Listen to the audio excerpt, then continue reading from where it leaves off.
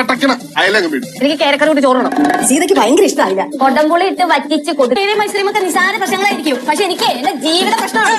Hello കൈസ്, അങ്ങനെ നമ്മുടെ ഉപ്പും മുളകിൽ പൊരിഞ്ഞടി അടിയോടടി അതേ കൂട്ടുകാരെ നമ്മുടെ സിദ്ധു അയിലമീൻ മേടിച്ചുകൊണ്ട് വരുന്നുണ്ട്. അപ്പം തന്നെ നമ്മുടെ ലച്ചു പറയുന്നുണ്ട്, ഓ ഇത് നിങ്ങളുടെ അമ്മയുടെ പ്രിയപ്പെട്ട മീനല്ലേ, എനിക്ക് കേര മതി എന്ന് പറയുകയാണ്. അപ്പോൾ ഈ അയിലമീൻ കണ്ടപ്പോൾ തന്നെ നമ്മുടെ ഭവാനി അമ്മൂമ്മ സിദ്ധുവിൻ്റെ അമ്മയ്ക്ക് ഭയങ്കര ഇഷ്ടമാണല്ലോ, നമുക്ക് ഉടമ്പുള്ളിട്ട് നല്ല പറ്റിച്ചങ്ങോട്ട് വെച്ച് കൊടുക്കാം എന്നൊക്കെ പറഞ്ഞ് എല്ലാവരും നമ്മുടെ സിദ്ധുവിൻ്റെ അമ്മയെ ഭക്ഷണം കഴിപ്പിക്കുന്ന കാര്യം ഇങ്ങനെ പറഞ്ഞുകൊണ്ടിരിക്കുവാണേ.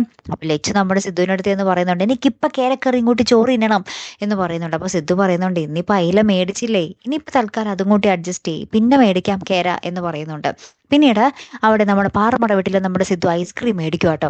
അപ്പോൾ എല്ലാവർക്കും അമ്മയുടെ ഫ്ലേവർ, അതായത് സിദ്ധുവിൻ്റെ അമ്മയ്ക്ക് ഇഷ്ടമുള്ള ഫ്ലേവർ ആട്ടോ മേടിച്ചിരിക്കുന്നത്. അപ്പോൾ ലച്ചു വന്നിട്ട് ചോദിക്കുന്നുണ്ട്, എനിക്കിഷ്ടപ്പെട്ട ഐസ്ക്രീം എന്തേ എന്ന് ചോദിക്കുന്നുണ്ട്. അപ്പോൾ സിദ്ധു പറയുന്നുണ്ട്, അത് മേടിച്ചു പോയി എന്ന് പറയുന്നുണ്ട്. അപ്പോൾ തന്നെ നമ്മുടെ ലച്ചു, അല്ലെങ്കിൽ എനിക്കറിയാടാ നീ ഒരു അമ്മക്കുട്ടനാണെന്ന് എന്നും പറഞ്ഞിട്ട് നമ്മുടെ ലച്ചു ഉണ്ടല്ലോ ബാഗൊക്കെ പാക്ക് ചെയ്ത് പുറത്തേക്ക് പോകുന്നുണ്ട്. ഗൈസ്, നമ്മുടെ ലച്ചു പറയുന്നുണ്ട്, നിനക്ക് ഐസ്ക്രീമും കേരയൊക്കെ നിനക്കത് ചെറിയൊരു കാര്യമായിരിക്കും, പക്ഷെ എനിക്കത് വലിയ കാര്യമാടാന്നൊക്കെ പറഞ്ഞ് പെട്ടിയും കടക്കൊക്കെ എടുത്തിട്ട് ഇറങ്ങുന്നുണ്ട് കേട്ടോ.